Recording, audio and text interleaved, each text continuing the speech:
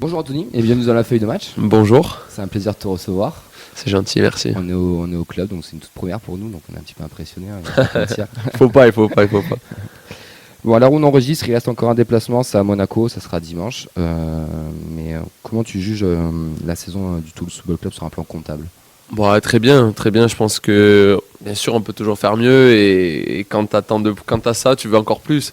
Mais quand on regarde les autres promus qui sont montés avec nous, quand on voit où ils en sont et quand on voit la saison qu'on a faite, je pense qu'on peut être très content. On n'a jamais été réellement sous pression, on va dire, dans la zone rouge ou vraiment stressé pour le maintien. Donc on a fait une saison assez réussie dans l'ensemble, du début jusqu'à la fin, et avec cette Coupe de France la cerise sur le gâteau, on va dire. Donc je pense que dans l'ensemble, c'est vraiment une saison réussie. Oui, c'est vrai que quand on regarde les autres promus qui sont Ajaccio et Auxerre, c'est un peu plus compliqué. Nous, on a même l'impression qu'on oublie qu'on était promus cette saison. Bah exactement, je pense qu'on oublie qu'on était promu, c'est pour ça qu'on en veut toujours plus et que peut-être certaines personnes des fois estiment que c'est pas forcément assez ou que voilà, ils sont un peu déçus de certaines choses, mais je pense que si on devait choisir entre la saison d'Ajaccio, la saison d'Auxerre et la nôtre, je pense que tout le monde prendrait la nôtre. Donc il faut savoir aussi apprécier les bonnes choses qu'on fait. Et bien sûr, on aurait pu faire mieux. Il y a certains matchs où même nous, on regrette de ne pas avoir pris certains points, on aurait pu faire mieux, on le sait. Mais une saison, c'est sur 38 matchs et sur 38 matchs, enfin sur 37 à l'heure actuelle, on a fait le boulot. Donc franchement, c'est très bien. Oui, parce qu'on a acquis le maintien, on va dire, assez tôt dans la saison. Et ça, c'était aussi rassurant pour le collectif. Bah ouais, exactement. Puis comme j'ai dit, on n'a jamais été dans la zone rouge, on n'a jamais stressé, on s'est jamais dit putain là il faut vraiment gagner à tout prix parce que sinon ça va être compliqué. On a toujours presque regardé vers le haut parce qu'on s'est toujours dit bon, on était pas loin de la 10e place tout le temps. Donc c'était un petit peu notre championnat, bien sûr avec cette idée premier de se maintenir.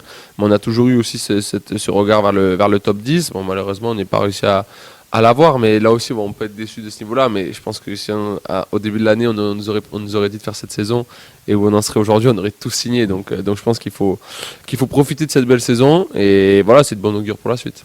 Cerise sur le gâteau, c'est la Coupe de France, cette finale, ce trophée surtout. Néanmoins, toi tu étais dans la rotation avec Logan Costa. Comment tu as vécu cette épopée? Ah bah c'est sûr qu'un peu différemment que ceux qui ont joué tous les matchs. C'est normal quand tu joues titulaire tous les matchs ou quand tu joues que certains matchs, tu vis pas la même chose avec les mêmes émotions. Après voilà, le coach a fait les choix et a fait les choix qu'il fallait visiblement parce qu'on a gagné. Donc on peut que lui dire bravo. Et tant mieux pour le club, tant mieux pour l'équipe parce que voilà, on a gagné le trophée et c'est ce qui compte. T'es pas trop déçu quand même de ne pas avoir joué la finale? Si, bien sûr. Si. On va pas faire de langue de bois. Bien évidemment que, en tant que compétiteur, bien évidemment qu'on veut jouer tous les matchs et encore plus les matchs de cette importance. Après, voilà, comme j'ai dit, le coach a fait ses choix et sur la finale, ben, on peut que lui dire qu'il a fait les bons choix vu qu'on a gagné. Donc voilà, c'est quand même l'important pour l'équipe. Mais bien sûr qu'à titre personnel, je suis déçu. Mais c'est le cas pour tous les joueurs, je pense, qui n'ont pas joué. Et pour tout compétiteur, c'est normal. Est-ce que c'est un objectif, cette Coupe de France, ou ça l'est devenu au fur et à mesure du parcours? Bah, franchement, ça l'est devenu au fur et à mesure du parcours parce que, comme j'ai dit, au début, en étant promu, c'est quand même l'objectif premier, c'est de se maintenir en Ligue 1. Et après, on a vu que la Ligue 1, ça se passait bien, qu'en Coupe de France, ça se passait bien aussi. Les tirages nous étaient plutôt favorables, même si des fois, jouer contre des équipes plus faibles, c'est pas plus facile. Mais on va dire sur le papier, les tirages étaient assez favorables. Donc, on s'est mis à y croire petit à petit, et plus ça se rapprochait, et plus on s'est dit qu'on avait vraiment notre carte à jouer. Et on l'a joué à fond. Après, on l'a joué à fond dès le début, voilà. Et ça a payé, tant mieux pour nous. Et tant mieux pour toute la ville, même, j'ai envie de dire. Exactement, tant mieux pour Toulouse. Sur un plan personnel, dans quel domaine tu as trouvé un véritable écart entre la Ligue 2 et la Ligue 1? Bah, moi, personnellement, je trouve pas qu'il y ait un domaine particulier où il y a un réel écart, mais je trouve que c'est tout l'ensemble de plein de petits détails qui font que c'est meilleur. Tout va plus vite, tout le monde est un peu plus physique, un peu plus rapide, un peu meilleur techniquement, un peu meilleur tactiquement, un peu plus intelligent. En fait, c'est pas un gros écart, mais c'est un ensemble de choses qui fait que sur 11 joueurs, tous un peu plus, fait que il y a des écarts en termes d'équipe. Donc, moi, je dirais que c'est un peu plus de tout, quoi. Voilà, Okay. surtout. Tu es encore un jeune joueur. Tu penses qu'il faudrait que tu progresses dans quel domaine? Tous les domaines. Non, tous les domaines.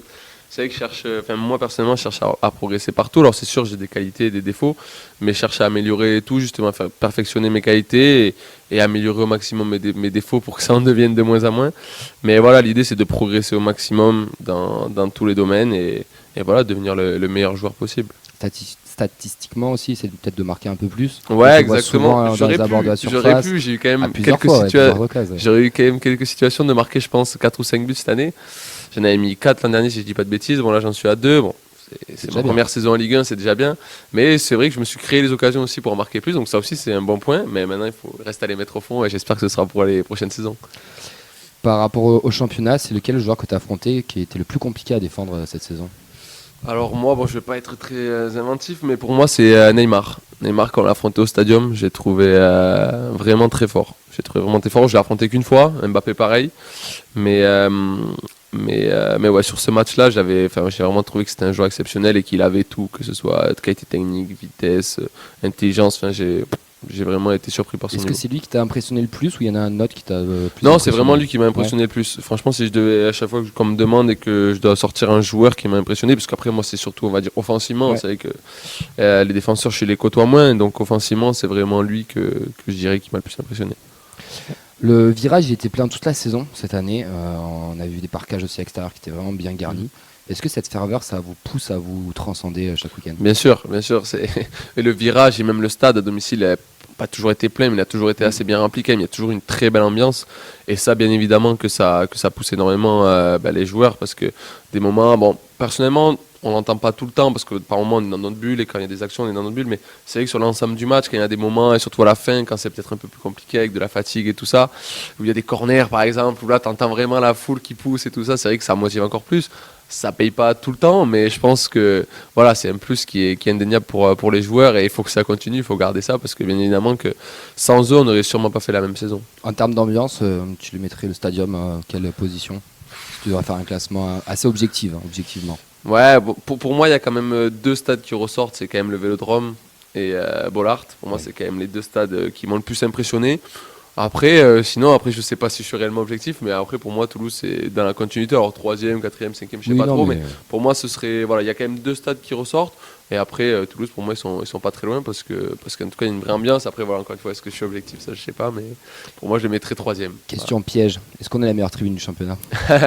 Ben, je pense aussi, pareil, est-ce que je suis objectif? Je sais pas. Mais oui, je veux dire qu'on est la meilleure tribune du championnat.